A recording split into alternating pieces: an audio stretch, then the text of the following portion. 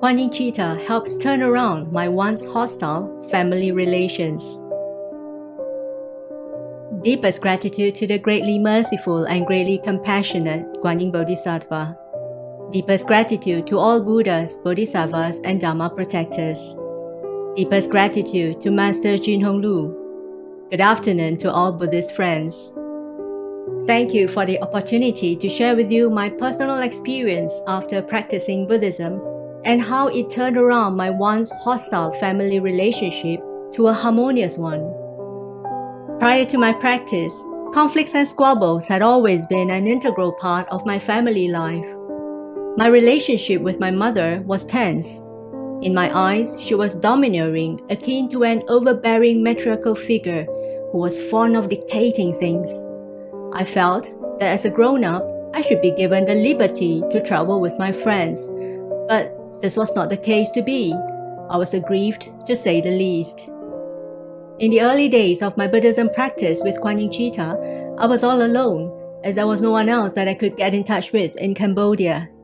I literally had to rely on fellow practitioners from abroad to send me the necessary Buddhism materials. I spent my free time watching or tuning in Master Lu's online programs. The view at the Dharma conventions where Buddhist practitioners from all over the world congregate and immerse themselves in Dharma bliss was a sight to behold. Deep down, I so yearned to be one of them. Hoping for some moral support, I told my family about taking my first baby steps towards Buddhism practice. Contrary to my expectation, all that I got was stares in disbelief. Feeling uneasy, I knew that they were going to give me a hard time yet again. Not surprisingly, my mother was the first to fire the salvo as she rattled off. What's the point of you performing recitation of the Buddhist scriptures when you are not even a nun?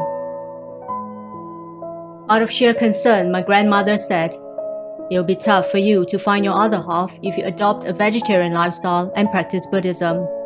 For the sake of your future, I'd urge you to reconsider your decision."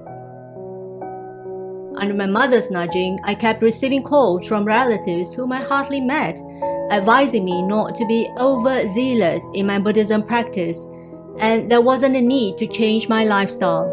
In their view, an occasional visit to the temple would suffice. The bombardment of criticism literally felt like rubbing salt in the wound. I was enraged beyond words. I reasoned with myself, what wrong did I do to deserve this? This set me off to seek justice for myself, all geared up for a tit-for-tat fight. Every day I would return home with so much pent-up negative emotions.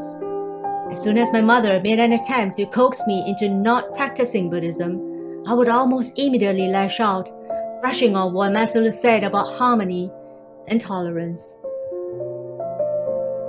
I long knew that I could recite the Heart Sutra and the mantra to untie karmic knots for my family members, so that I could gain wisdom and pose less of an obstruction in my quest to practice Buddhism.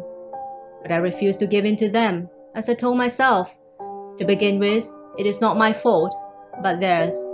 I don't see any reason whatsoever to recite the Buddhist scriptures for them. Ignorant and obstinate to the core, I was persistent to fight tooth and nail, just to prove my point. With the blessings of Guan Yin Bodhisattva, Cambodia finally opened its first Guan Yin Practice Center. This was when I made my initial contacts with other Buddhist practitioners.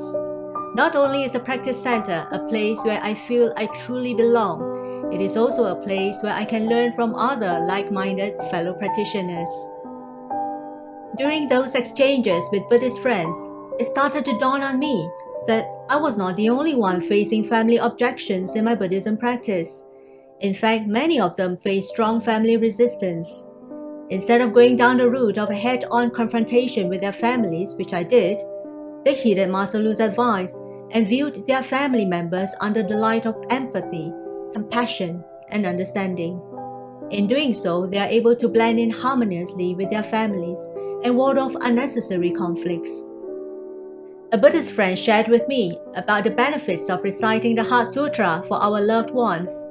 Not only does it help eradicate family objections to our Buddhism practice, it will also accelerate the ripening of their karmic affinities with Buddhism. With the encouragement of Buddhist friends, I started to pore over relevant discourses pertaining to this subject matter. Maslow once said, "Hindrances from family members in our Buddhism practice are a manifestation of our karmic obstacles. In the face of such obstacles, as Buddhist practitioners, we must apply the right method to quell these impediments so that we are not estranged from our family." This marked the start of my transformation. First and foremost, I worked on myself by regulating my mindset and mend my ways. I looked for ways and opportunities to treat my parents better. Besides finding time to help out with household chores, I learned to subdue myself in my daily interactions with my family members. On a daily basis, I recited the Heart Sutra for my mother and a mantra to untie karmic knots for several of my family members. With my positive transformation, I became less of a receiving end of reprimands at home. By not rebuking or counter-arguing, arguments became noticeably shorter in length. By exercising forbearance and tolerance, I was able to avert many of the potential emotional outbursts. This invaluable experience awakened me to the fact that forbearance is indeed an ingenious method that is capable of quelling our karmic grievances. At that time, an overseas Dharma convention was fast approaching, and I had signed up as a volunteer. I was apprehensive about it, as there was a risk that my mother would spoil my plan. After all, she had previously frowned upon the idea of me joining some friends for a domestic tour in Cambodia. In light of this, I implored Guan Bodhisattva so that my wish would be granted. Shortly after the prayer, I had a dream, indicating that I needed to offer 7 little houses for my mother. On the second day, I made a vow to offer 7 little houses to resolve my negative karmic affinity with my mother. Miraculously, after offering the same number of little houses, my mother gave me the green light.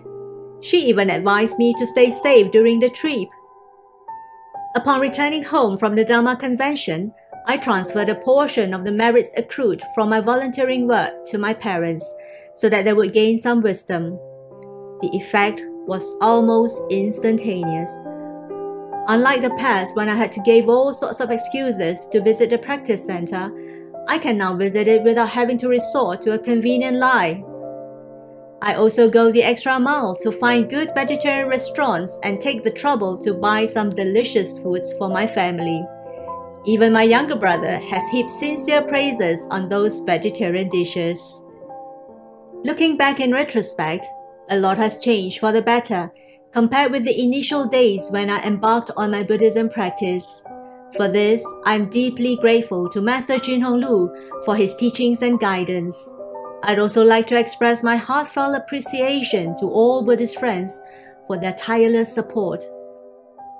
While my family members do not reject Buddhism, none of them has yet to embark on their Buddhism practice.